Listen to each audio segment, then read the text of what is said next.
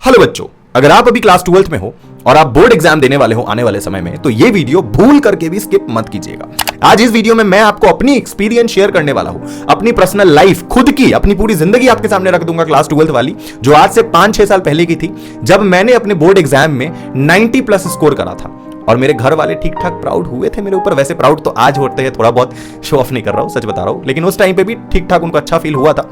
तो अगर आप भी ऐसे स्टूडेंट हो जिन्हें आपको भी अगर बहुत अच्छा स्कोर करना है, आपको भी बोर्ड एग्जाम में 90 प्लस लाना है, 95, 96, 99, इवन 100%, तो भैया ये वीडियो एंड तक देखिए। आज की इस वीडियो में मैं अपनी जिंदगी की 5 ऐसी एक्सपीरियंस शेयर करूंगा जो मैंने अपने क्लास 12th की पूरी जर्नी 5 पॉइंट में मैंने समराइज कर दिया है। कुछ ऐसी बातें आपको बताऊंगा जो शायद आप सुन के इतना रिलेट करने वाले हो अपने आप से कि भैया ये तो मैं ही हूं, ये तो मैं हूं, भैया ये तो मैं हूं, मेरी लाइफ भी तो ऐसी ही चल रही है। एग्जैक्टली 5 साल पहले आपका भी ऐसा था। वाओ, ये कैसे हो सकता है? आप भी ऐसे बोलोगे, आपकी लाइफ में भी सेम चीजें शायद हो रही होंगी जो मैंने अपने लाइफ में फेस करी थी, है ना। मैं आपको एक बात फ्रैंकली बता दूं कि मैं अपने 11th क्लास में बहुत अच्छी पढ़ाई मैंने नहीं करी थी। शायद आपने भी नहीं की होगी, लेकिन मैंने भी नहीं करा था। तो देख रहे हो कितना कनेक्शन फील हो रहा है ना। मैंने भी बहुत ढंग से पढ़ाई नहीं करी थी, लेकिन 12th में मैंने फोड़ दिया था स्टार्टिंग डे से ही। ये कैसे पॉसिबल हो पाया? सारी चीजें मैं आपको 5 पॉइंट में बता दूंगा और आप बहुत ज्यादा कनेक्ट करने वाले हो अपने आप को मेरे से इस वीडियो के थ्रू। तो अगर आपको थोड़ी सी भी मदद मिलती है ना इस वीडियो के थ्रू, तो आप इस वीडियो को अपने दोस्तों तक भी शेयर कीजिएगा और उन्हें भी अपने भैया अनटोल्ड मैक के बारे में जरूर बताइएगा।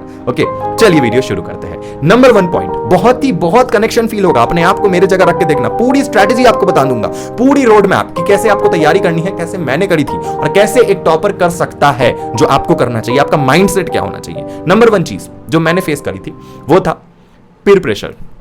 अब इस चीज को सुन के आपको बहुत अजीब लगेगा, भैया ये क्या बोल रहे हो। अक्सर तो लोग हमें कहते हैं इस तरीके के वीडियोस में कि आप इतने घंटे पढ़ो या इतने घंटे ये करो, इस बुक से पढ़ो, उस बुक से पढ़ो स्ट्रैटेजी, और आप पीर प्रेशर की बात कर रहे हो, आप घर की प्रेशर की बात करो। ये क्या चीज है? देखो मैं आपको बताता हूं, मेरे घर का माहौल कुछ उस तरीके से था। मैंने बोला ना मैं अपनी जिंदगी रख दूंगा कि मेरे घर का माहौल उस वक्त कुछ इस तरीके से था। बहुत ही कॉम्पिटिटिव माहौल था मेरा घर, बहुत ही कॉम्पिटिटिव। जनरली जैसा मिडिल क्लास फैमिली में होता है, जहां पर मेरे जो ब्रदर्स थे, जितने भी मेरे से बड़े एल्डर ब्रदर्स थे, वो काफी अच्छे पोजीशन में थे। उन्होंने अपने लाइफ में बहुत कुछ उखाड़ रखा था, बहुत ही कुछ, मतलब बहुत अच्छी मार्क्स उन्होंने ला रखी थी। मार्क्स तो छोटी बात है, बहुत अच्छे जगह वो लोग जॉब भी कर रहे थे, आज भी कर रहे हैं, टचवुड। बहुत मैं प्राउड हूं उनके लिए। तो उनका जो प्रेशर था ना वो मेरे ऊपर था। मतलब मैं अपने घर में सबसे छोटा था, मेरी जॉइंट फैमिली है, सबसे छोटा क्या था, मैं छोटा हूं, मेरी जॉइंट फैमिली है, मैं 6 भाई, ठीक है ना।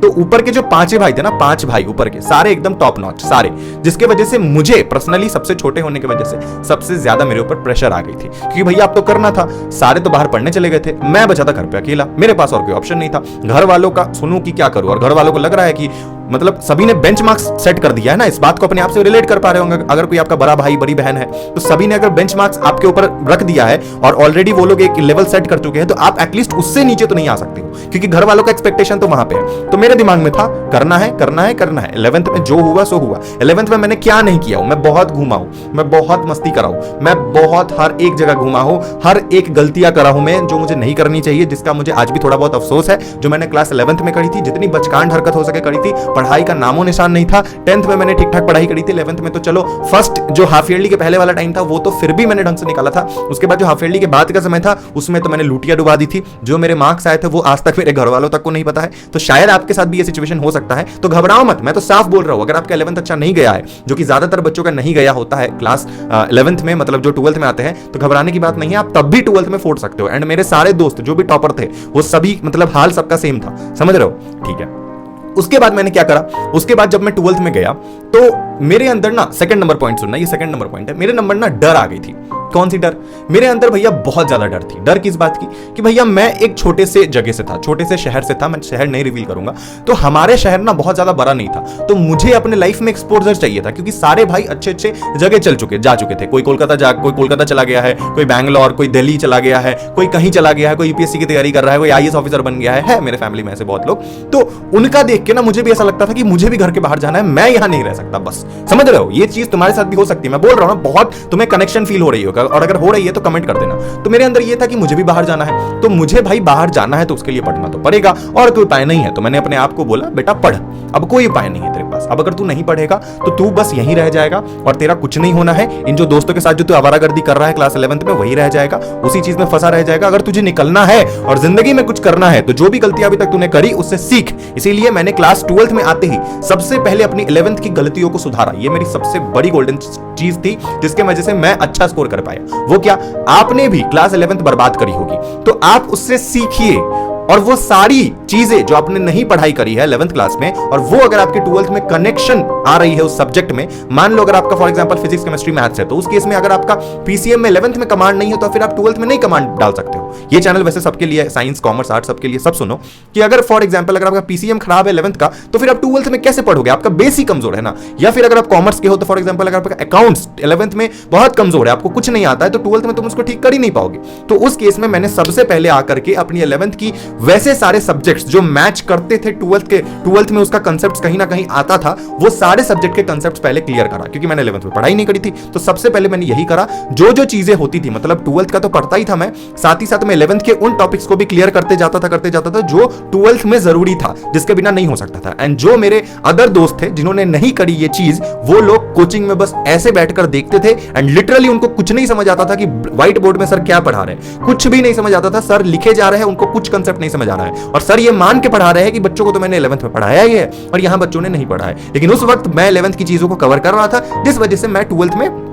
इजीली समझ पा रहा था। ओके, 11th में कमजोर होने के बावजूद भी। ओके, उसके बाद थर्ड नंबर जो मैंने चीज करी, जो कि सबसे ज्यादा इंपॉर्टेंट है, जो कि अगर आपको 12th में टॉप करना है तो करना ही पड़ेगा, इसके बिना तुम 12th क्या किसी भी क्लास में टॉप नहीं कर सकते, या अगर आपको अच्छा स्कोर करना है तो। वो क्या, मैं डे 1 से कंसिस्टेंट था। 11th में वही चीज जो गलती करी, लेकिन 12th में आते ही पहले दिन से कंसिस्टेंट, पहले दिन से एकदम मतलब फोकस्ड होना है। अगर मेरा एक दिन भी ढंग से मेरी पढ़ाई नहीं होती थी ना 12th में, तो मुझे दिल से रिग्रेट होता था। 11th में तो ढंग से मैं पढ़ता ही नहीं था जानबूझ करके, लेकिन 12th में जब मैं नहीं पढ़ पाता था किसी कारणवश, अगर कोई काम आ गया, पार्टी आ गई या कहीं जाना है कुछ भी, तो उस दिन मुझे अफसोस होता था कि कल का कैसे कवर करूंगा, सर के क्वेश्चंस कैसे बना के लेके जाऊंगा कोचिंग में, कैसे क्या करूंगा नहीं करूंगा। इस रीजन की वजह से मैंने, आपको लगेगा बहुत फालतू एग्जांपल दे रहा हूं, आपको रीजन दे रहा हूं, मैंने स्कूल छोड़ दिया। मतलब स्कूल में जाता नहीं था मैं, स्कूल था एफिलिएटेड, स्कूल में जाता नहीं था मैं, लेकिन स्कूल वाला 6 घंटा मैं घर पे सुबह पढ़ता था एंड बैठ के सारे क्वेश्चन सॉल्व करता था। सुबह में 3 बजे से हमारी कोचिंग होती थी, पूरे कोचिंग में कॉपी भर करके सारे क्वेश्चंस बना के लेके जाता था। सर जब क्वेश्चंस लगवा रहे होते थे, मैं पहले बना के बैठा होता था और सारे क्वेश्चंस को बैठ के मिलाता था, और सर जो बताते थे मैं वो कंसेप्ट को समझता था। जो बच्चों ने वो नहीं किया होता था, वो बैठ के करके कोचिंग में बना रहा होता है और उनको घंटा कुछ नहीं समझ आ रहा होता है कि सर क्या कर रहे हैं। सेम हालत मेरी 11th में थी, जो 12th में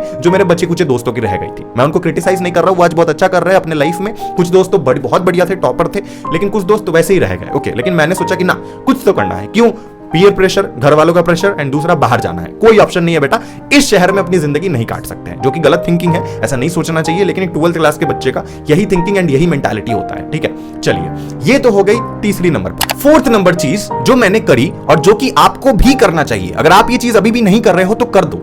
वो क्या कि मैंने ना जल्दी स्टार्ट करने की वजह से टाइम पे अपने सिलेबस को खत्म करा। टाइम पे मतलब एग्जाम के 2 महीने पहले मेरा सिलेबस खत्म हो चुका था और कोचिंग में वो चीज सर पढ़ा रहे थे। जब तक कोचिंग में वो चीज चल रही थी तब तक मैं अकेले खुद से खत्म कर चुका था, यूट्यूब के थ्रू, ऑनलाइन क्लासेस के थ्रू, इधर उधर। मैंने सोचा मैं अगर सर के स्पीड पे बैठा रह जाऊंगा तो लेट हो जाएगा। ऐसा नहीं कि सर खराब पढ़ाते थे, सर बहुत अच्छा पढ़ाते थे, लेकिन सर सबको लेके चलते थे, वैसे बच्चे को भी जिन्होंने कुछ नहीं पढ़ा है। तो मैं अगर उनके लिए वेट करता तो मेरा बहुत लेट हो जाता। तो बेटर था कि मैं खुद से पढ़ लेता था, सारी चीजें टाइम पे कंप्लीट कर दिया। जो डाउट आया वो क्लास के बाद 10 मिनट मैंने सर से पूछ लिया। मेरे सर बहुत सपोर्टिव थे, तो मैंने उनसे पूछ लिया, सर ये चीज बता दो, और सर ने मुझे बता दिया, एक्सप्लेन कर दिया। वैसे मेरे 4 दोस्त भी थे, मतलब 3 दोस्त थे, अभी भी है, दोस्त थे नहीं अभी भी है, जिन्होंने मेरा बहुत सपोर्ट किया, जिन्होंने खुद भी, मतलब हम तीनों ने मिलकर मस्त पढ़ाई करी, सब ने मिलकर पढ़ाई करी। हम लोग मतलब ग्रुप में पढ़ते थे, तो बहुत मतलब 11th में हम लोग ग्रुप में पबजी खेलते थे, फ्री फायर खेलते थे, एंड 12th में हम लोग आके ग्रुप में पढ़ाई करते थे। वो वाला माइंडसेट हो गया था, क्योंकि हम तीनों को साथ में बाहर जाना था। ओके, एंड लकीली साथ में एडमिशन हो भी गया सेम कॉलेज में, समझ जाओ आप। ओके, इतनी किस्मत अच्छी थी। ठीक है, तो मैंने टाइम पे अपना पूरा सिलेबस खत्म किया, टाइम पे अपनी सारी चीजें कवर करी, और टाइम पर मैंने पूरा एनसीईआरटी को पूरा, मतलब ऐसा नहीं था कि मेरा एनसीईआरटी वो हो गया था। मैंने 11th में बहुत ज्यादा शार्प माइंडेड ना होने की वजह से मेरी बुद्धि थोड़ी मोटी थी। इसको बोलने में कोई शर्म नहीं है, क्योंकि आपकी भी हो सकती है। बुद्धि मोटी होती है उन बच्चों की जो पढ़ाई में बहुत ज्यादा शार्प बचपन से नहीं होते। लाइक एक्स्ट्राऑर्डिनरी बच्चे होते हैं ना, जो मतलब वो वाले बच्चे जो बचपन से एस्ट्रोनॉट बनना चाहते हैं, वो बच्चा मैं नहीं था। टू बी वेरी ऑनेस्ट, नहीं था। स्किल बहुत सारे थे, स्किल आज भी है, जिस वजह से इस मुकाम पे पहुंच पाया हूं, लेकिन स्टिल उस समय वो नहीं था, जिस वजह से मुझे पढ़ना बहुत पड़ता था। मैं रात भर जग के पढ़ता था, सुबह मुझसे उठ के पढ़ा नहीं जाता था। तो मैं रात में पढ़ने बैठता था ना भाई, शाम में पढ़ने बैठा हूं, थोड़ा देर ब्रेक लिया, रात में पढ़ते अगले दिन का सूरज निकल गया सुबह का, तब मैं सोने गया, और सोने गया 5 बजे, उठा 10 बजे, मतलब 5 घंटे की ही नींद, और फिर पढ़ना चालू कर दिया। खाना पीना खाओ, पढ़ाई करो, रजिस्ट्रेशन बनाओ, 3 बजे फिर कोचिंग। समझ रहे हो, ये जिंदगी हो चुकी थी मेरी। ठीक है, तो टाइम पे मैंने सिलेबस खत्म किया, तकरीबन 2 महीने पहले मेरी सिलेबस खत्म हो चुकी थी। ओके, अब आखिरी और 5th नंबर ऐसी चीज जिसने मुझे ये स्कोर लाने में सबसे ज्यादा मदद करा, वो क्या? देखो इसे ऐसे समझो, मैं एक एवरेज या अबव एवरेज बच्चा बोल लो था, टॉपर नहीं था, to be very honest frankly speaking, below average भी नहीं था, लेकिन एवरेज स्टूडेंट होने की वजह से मेरी जो स्पीड थी वो बहुत ज्यादा नहीं थी। तो ये चीज को प्रैक्टिकली समझो, ये चीज तो आपको करना है अगर आपको अच्छा स्कोर करना है। शायद पूरे यूट्यूब में इस तरीके से आपको कोई नहीं समझा रहा होगा रिलेट करके जितना मैं करने की कोशिश कर रहा हूं, है ना। देखो बच्चे, बात ऐसा है ना भाई, एकदम फ्रैंकली सुनो, मैं एक एवरेज स्टूडेंट था, मेरी स्पीड कमजोर थी। मैं क्या करता था, मेरी मेंटालिटी ये थी कि बोर्ड एग्जाम में राइटिंग पे फोकस करते हैं, जितना राइटिंग अच्छा उतना ज्यादा स्कोर, मतलब extra marks for good hand writing, Apsara वाला कंसेप्ट था। मैं अपने टीचर के पास ये प्रॉब्लम लेके गया कि सर मैं ये तो कर रहा हूं लेकिन टाइम पे नहीं हो पा रहा है, मतलब सारी चीजें बहुत स्लो चल रहा हूं। सर ने बोला सैंपल पेपर लगाया, अपना जितना सैंपल पेपर लगा सकता है लगा। तो मैंने XYZ सैंपल पेपर सर ने जो भी सजेस्ट किया मैंने खरीद लिया मार्केट से। अभी प्रमोशन नहीं कर रहा हूं किसी सैंपल पेपर के, ऐसे कैसे कर दूं, कोई ब्रांड पैसा थोड़ी दे रही है, फिलहाल मैंने तो खुद ही नहीं उठाया है, जब कोई ब्रांड आएगी तो मैं उसका नाम लूंगा, मजाक की बात है। तो अभी मान के चलो XYZ कोई भी सैंपल पेपर मैंने उठा लिया मार्केट से, ओके। अब सैंपल पेपर उठा लिया, सैंपल पेपर में लगा रहा हूं, लेकिन स्पीड मेरी कम है। स्पीड कम है क्योंकि बचपन से आज तक सैंपल पेपर ढंग से लगाया नहीं। तो ये प्रॉब्लम मैं सर के पास लेके गया, तो सर ने मुझे बोला देख बेटा, सबसे पहले तो राइटिंग बनाना छोड़, क्योंकि सर ने मुझे टॉपर की शीट दिखाई। बहुत सारे सैंपल पेपर ऐसे होते हैं जिसमें पीछे में टॉपर की शीट लगा के रखते हैं कि टॉपर कैसे स्कोर करते हैं, जो 100 में 100 वाले बच्चे होते हैं। तो उनका मैंने शीट देखा, उनकी राइटिंग कितनी गंदी थी भाई, लेकिन इस तरीके से उन्होंने लिख रखा था कि जो तुम्हें समझ आ जा रहा है और उसने समझा के लिख दिया है, ये समझ रहे हो। तो उनका कोई भी कर्सिव राइटिंग घुमा घुमा कर रंगोली बनाने वाला सिस्टम नहीं था। उन्होंने, टॉपर्स ने इतना ही लिखा था, इस तरीके से लिखा था जितना टाइम पे क्वेश्चन खत्म हो जाए, क्योंकि एग्जाम में लिखना बहुत पड़ता है ना, 3 घंटे की एग्जाम है, तो टाइम पे क्वेश्चन खत्म हो जाए और आपका चीजें सॉल्व हो जाए, मतलब टाइम पे। तो सर ने मुझे बोला राइटिंग छोड़ और समय पे चीजें खत्म करने की कोशिश कर, और इस तरीके से लिख, ज्यादा राइटिंग बनाने की जरूरत नहीं है, लेकिन इस तरीके से लिख कि कम से कम तू टीचर को समझा सके कि तूने लिखा क्या है, बस कंसेप्ट क्लियर रहना चाहिए और कोई दिक्कत नहीं है। तो मैंने अपनी उस पे फोकस करी और मैंने बनाना शुरू किया, लेकिन फिर भी टाइम पे नहीं खत्म हो रही। अगेन मैं सर के पास गया, सर तो भैया इतने अच्छे थे कि उन्होंने मुझे साफ ये चीज सजेस्ट कर दिया, एक काम कर बेटा, टाइमर लगा, जो कि आज मैं अपने बच्चों को बोलता हूं, टाइमर लगा, घड़ी देख, घड़ी में 3 घंटे का टाइमर लगा और बना। मैंने घड़ी में 3 घंटे का टाइमर लगाने की कोशिश करी, 2-3-4 सैंपल पेपर देने की कोशिश करी, और 3 घंटे में से 4.5 घंटे तक मेरे पेपर सॉल्व हो रहे थे। मैं फिर सर के पास गया, सर को मैंने बोला कि सर देखो ये क्या हो रहा है यार, आपने तो जो चीज बोला मैंने फॉलो करा, लेकिन फिर भी वो टाइम नहीं मिल पा रही। मतलब एक बच्चा जो है ना, नंबर लाने के लिए मैं पागल हो रखा था, तो मैं बार बार सर के पास जा रहा था। तो सर ने बोला बहुत ही पोलाइटली, देख बेटा एक काम कर, इस चीज को समझ मेरी बात, कि मुझे इस चीज से बुरा नहीं लगा कि तूने टाइम पे क्वेश्चन नहीं खत्म करा, तू मेरा स्टूडेंट है, इतना साल तुझे पढ़ाया, इतना टाइम पढ़ाया। बुरा मुझे इस चीज का उल्टा अच्छा लगा कि तूने 4.5 घंटे तक क्वेश्चन सॉल्व करा, तो ये बहुत अच्छी बात है, तेरे अंदर वो जज्बा है। तो तुम्हारे अंदर भी ये जज्बा होना चाहिए कि भले टाइम पे एग्जाम ना खत्म हो, अगर तुम प्रैक्टिस कर रहे हो, लेकिन तुम्हारे अंदर पहली चीज ये आनी चाहिए कि तुम क्वेश्चन जब तक खत्म नहीं होगा तुम अपने बिस्तर से उठोगे नहीं, क्योंकि 3 घंटे का पेपर बहुत लेंदी होता है यार। एग्जाम में लिखते लिखते हालत खराब हो जाता है, बंदा बोर हो जाता है, तो घर पे तो क्या ही हो जाएगा, है ना। तो फिर मैं बोर हुआ बहुत ज्यादा, लेकिन फिर भी मैंने बनाना स्टार्ट करा, 4.5 घंटे पेपर खत्म हुए, लेकिन मैं करते गया। सर ने बोला कंटिन्यू रख, एक टाइम पे खुद ये 3 घंटे के नीचे आ जाएगा ये टाइम। फिर मैं बनाते गया, और ये भाई यूरेका, मिरेकल हो गया भाई। 5-6 दिन बाद वो टाइमर मेरा कमते चला गया, मतलब मैं 3 घंटे के पेपर को 3.5 घंटे में सॉल्व कर रहा था, 3.25-3 घंटे, फिर धीरे धीरे करके 2 घंटा 45 मिनट, फिर 2.5 घंटे। मैं मजाक की बात नहीं कर रहा हूं, सच कर रहा हूं। एग्जैक्ट मुझे आज भी याद है, इंग्लिश का पेपर मैंने 2 घंटा 10 मिनट में खत्म कर दिया था। मेरे लिए बहुत बड़ी अचीवमेंट थी, आपके लिए छोटी मोटी हो सकती है भाई। 2 घंटे 10 मिनट में मैंने खत्म कर दिया, एंड 2 घंटे 10 मिनट में खत्म करने के बाद मैंने प्रॉपर ये महसूस किया कि चलो अब मैं रेडी हूं, इसका मतलब कि मैं 2 घंटे 10 मिनट में खत्म कर पा रहा हूं। तो मैंने ये चीज समझ लिया कि 20 मिनट अगर मैं एक्स्ट्रा लेके चलता हूं, क्योंकि एग्जाम के टाइम पे एग्जाम के माहौल में प्रेशर होता है, घर में तो 2 घंटा 10 मिनट में हो रहा है, मतलब एग्जाम में मैं 2.5 घंटे या 2 घंटे 40 मिनट तक खत्म कर पाऊंगा। और एग्जैक्टली वही हुआ, मैंने अपने सारे एग्जाम में 20 मिनट 15 मिनट 10 मिनट पहले पूरा एग्जाम खत्म कर दिया। एंड प्रॉपर मुझे आज भी याद है, सारे एग्जाम पे मैंने रिवाइज किया है, मतलब 10 मिनट पहले कॉपी खत्म करके रिवाइज किया है, इतना टाइम मैं बचाया था। तो इतनी कंसिस्टेंसी के बाद, इतनी प्रैक्टिस के बाद मैं ये स्कोर हासिल कर पाया। तो ये मत समझो कि एक दिन में, चुटकियों में तुम्हें बहुत अच्छा स्कोर आ जाएगा, ऐसा नहीं होता है, एक दिन में नहीं आता है। It is a long process, पूरा साल लगता है। बॉडी भी एक दिन में नहीं बन जाती है ना, पूरा साल लगता है, तब जाके एप्स आते हैं। मेरे तो नहीं आया फिलहाल, लेकिन एक दिन में नहीं बनता है, ये चीज को समझो।